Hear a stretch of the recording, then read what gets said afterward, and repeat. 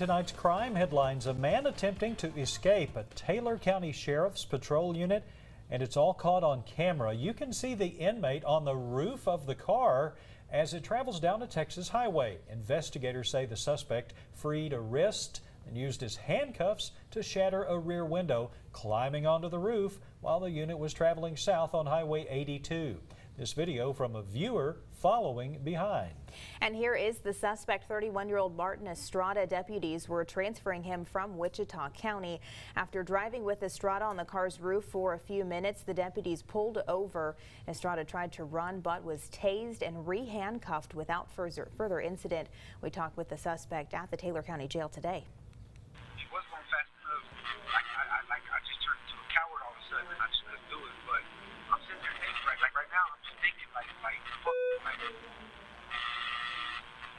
jump, don't jump, don't jump. So you went back and forth in your head? Yeah, for a while.